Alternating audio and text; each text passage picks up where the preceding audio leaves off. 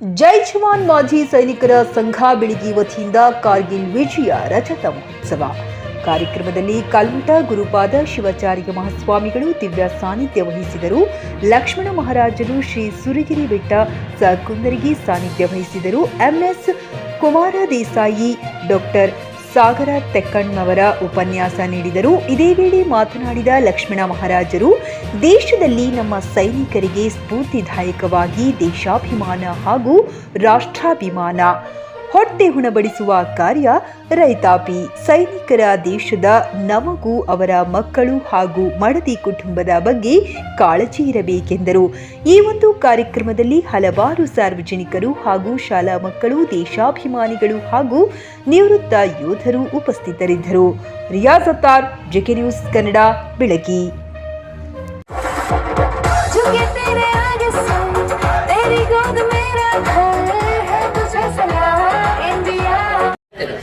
ಎಷ್ಟೋ ನಮ್ಮ ಸೈನಿಕರು ತಮ್ಮ ಜೀವನವನ್ನೇ ತ್ಯಾಗ ಮಾಡಿದರು.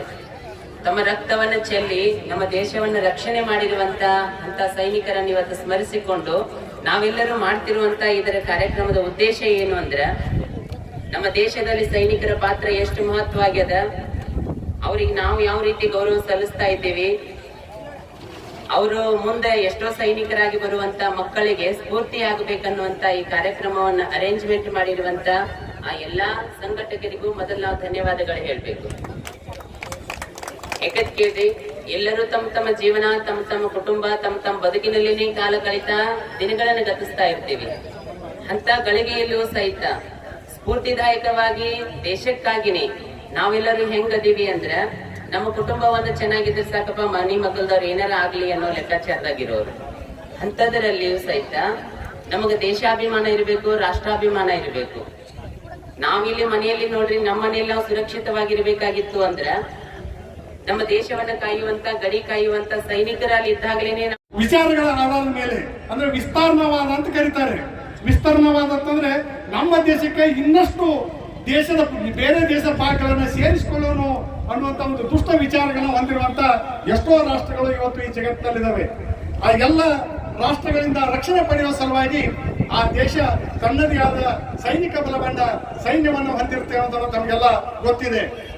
ನಾವು ಎಲ್ಲರೂ ಈ ದೇಶದ ಒಳಗಡೆ ನಮ್ಮ ಕುಟುಂಬದವರು, ನಮ್ಮ ಮಕ್ಕಳು ವಿದ್ಯಾಭ್ಯಾಸ ಮಾಡಿ ನೌಕರಿಯೊಂದಿಗೆ ಜೊತೆಗೆ ಆರೋಗ್ಯವಾಗಿ ಆರಾಮವಾಗಿ ಈ ದೇಶದಲ್ಲಿ ನಾವು ಇದೀವಿ ಅಂತಂದ್ರೆ ಅದಕ್ಕೆ ಕಾರಣ ಗಡಿಯಲ್ಲಿ ಕಾಯ್ತಿರುವಂತ ನಮ್ಮಲ್ಲಿ ಯೋಧರು ಅನ್ನೋದನ್ನ ನಾವು ಯಾವತ್ತು ಮರಿಬಾರದು ಅನ್ನೋದನ್ನ ಜ್ಞಾಪಕದಲ್ಲಿ ಇಟ್ಕೊಳ್ಬೇಕು.